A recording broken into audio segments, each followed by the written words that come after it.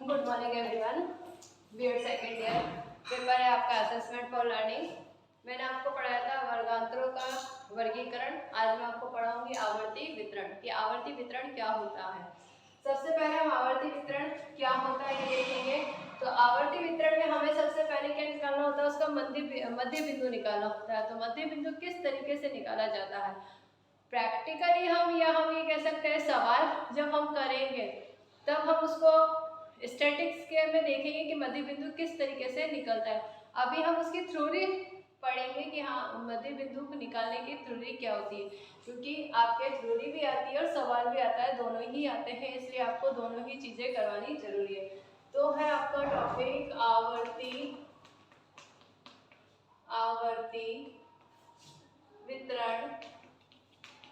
आवर्ती वितरण में वर्गांतर का मध्य बिंदु, वर्गांतर का मध्य बिंदु, इसमें हम लिखेंगे वह बिंदु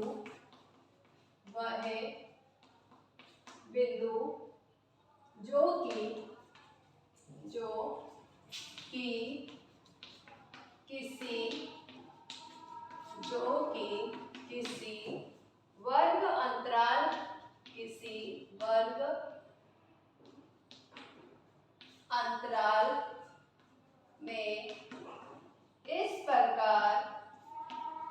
अंतराल में इस प्रकार हो कि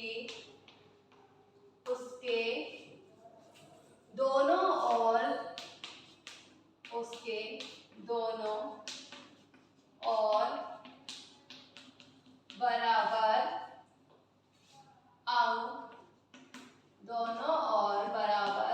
अंक आए। मध्य बिंदु कहलाता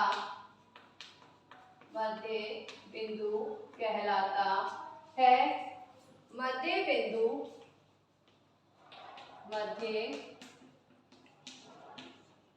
बिंदु बात करने की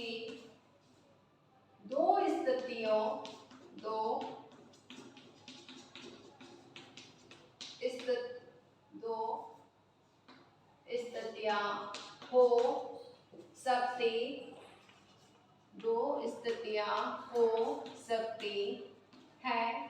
पहली स्थिति क्या कहा गया है कि मध्य बिंदु वर्ग अंतराल जो होता है, तो आवर्ती वितरण में जो वर्ग अंतराल होता है, वर्ग अंतराल हम ये कह सकते हैं कि 0 से 5, ये क्या है, वर्ग अंतराल है। इसको हम क्या कहेंगे, वर्ग अंतराल। तो जो वर्ग अंतराल है, तो अब इसमें मध्य बिंदु मिड पॉइंट क्या होएगा, तो मिड पॉइंट किस तरीके से निकाला जाता है वो ही समझा रहा है कि वह बिंदु जो किसी वर्ग अंतराल में इस प्रकार हो कि उसके दोनों ओर बराबर अंक आए। क्या होएगा, उसके दोनों ओर क्या आएंगे, बराबर अंक आएंगे, तो वो क्या होएगा, मध्य बिंदु कहलाता है। क्या कहलाएगा वो, मध्य बिंदु या मिड पॉइंट कहलाएगा। मिड पॉइंट कैसे निकालेंगे, 0 से 5 का वर्ग अंतराल है, तो मिड पॉइंट कैसे होगा, तो बात क्या कह रहा है कि वर्ग अंतराल के दोनों ओर क्या अंक बराबर होने चाहिए। हमने लिखा 0, 1, 2, 3, 4 और 5।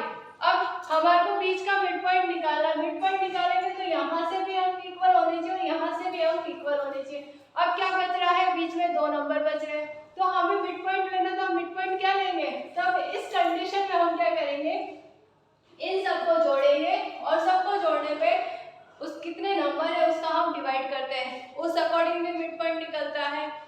लेकिन कुछ कंडीशन में हम क्या करते हैं, क्योंकि कभी कभार जो वर्गांतर होता है वो व्यवस्थित भी होता है और अव्यवस्थित भी होता है।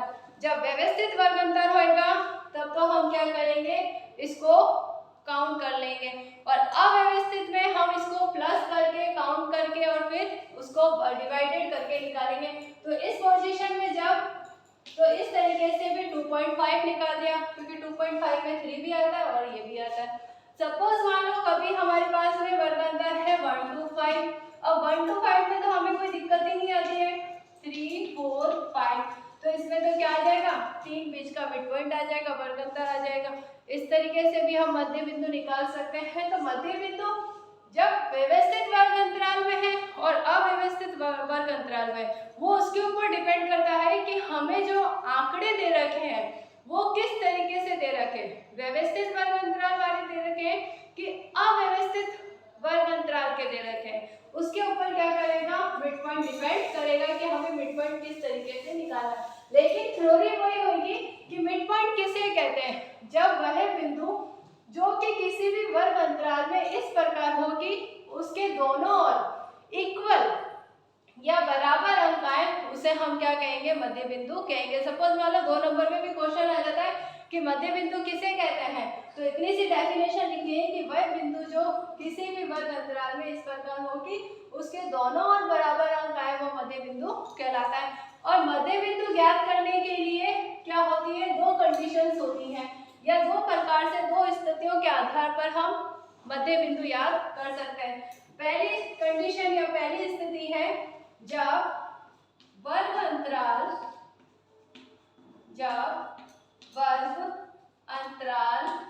में अंकों की संख्या, वर्ग अंतराल में अंकों की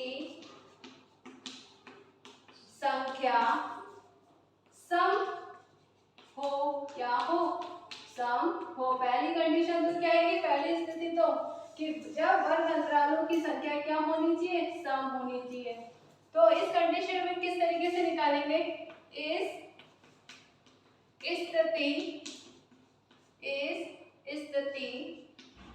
में इस सूत्र का प्रयोग किया जाता है। जैसे माना वर्गांतर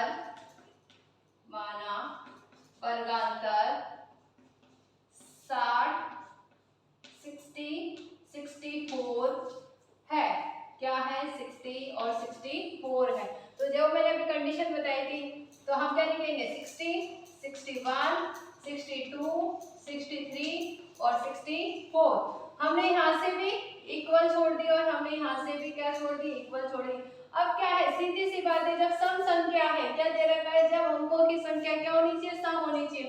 जब सम होगी तो वर्गांतर में क्या है, यहाँ से भी हमारे 2 अंक छोड़ दिए और यहाँ से भी हमने 2 आंकड़े छोड़ दिए, तो मिड पॉइंट क्या आ जाएगा, 62 आ जाएगा। तो मध्य बिंदु क्या आ जाएगा, जब सब संख्या होगी तो इस तरीके से इक्वल निकल जाता है, आसानी से हो जाता है। लेकिन तो जब कंडीशन, सेकंड कंडीशन कौन सी होगी, जब आवर्ती या वर्गांतर विषम संख्या में होएगा। किसमें होएगा, विषम में। जैसे 0 से 5 है, 0 से 5 करेंगे तो इसमें क्या आएगा, वर्गांतर विषम संख्या में आएगा। सेकंड स्थिति होगी जब वर्ग अंतराल में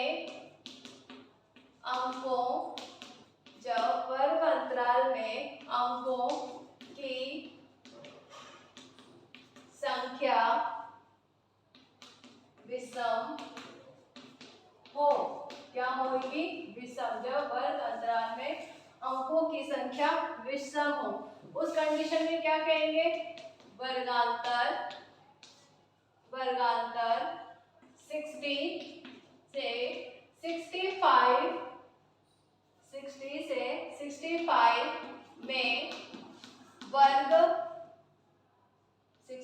65 में वर्गों की संख्या विषम है तथा ऐसी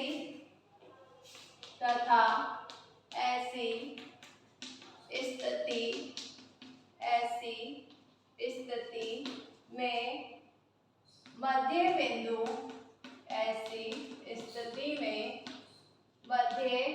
बिंदु 2 अंकों 62 व 63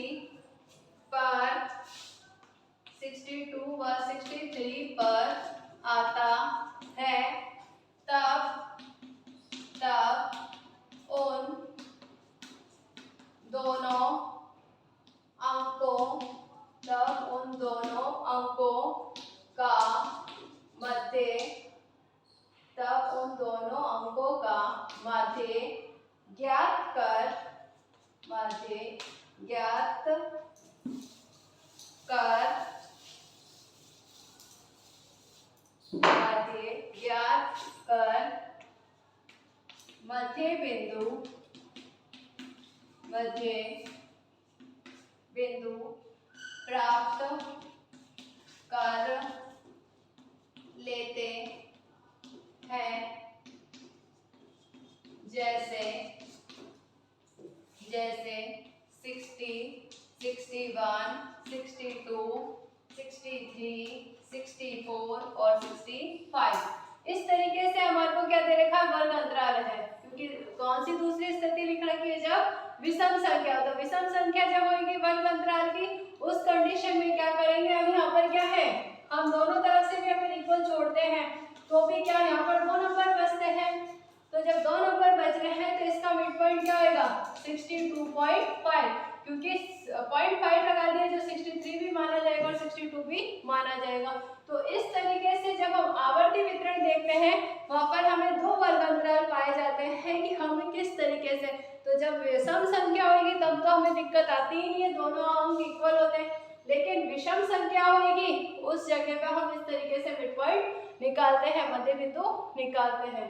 तो ये था मध्य बिंदु निकालने का तरीका। इसको और अच्छे से जब मैं आपको इसके आगे के सवाल करवाऊंगी उसमें मैं आपको बताऊंगी किस तरीके से व्यवस्थित आंकड़ों में और अव्यवस्थित आंकड़ों में वर्ग अंतराल निकाला जाता है। आज आपका गृह कार्य प्रश्न है, आवर्ती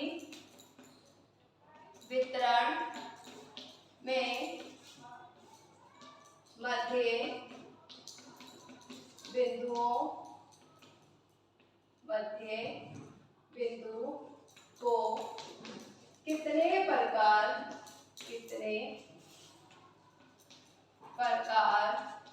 से ज्ञात कर सकते हैं, स्पष्ट कीजिए। ये आपका गृह कार्य प्रश्न है कि आवर्ती वितरण में मध्य बिंदु को कितने प्रकार से ज्ञात कर सकते हैं। घर पे रहें, सुरक्षित रहें, जब भी घर से बाहर जाए मास्क लगा के जाए और सोशल डिस्टेंसिंग का पालन करें। Thank you.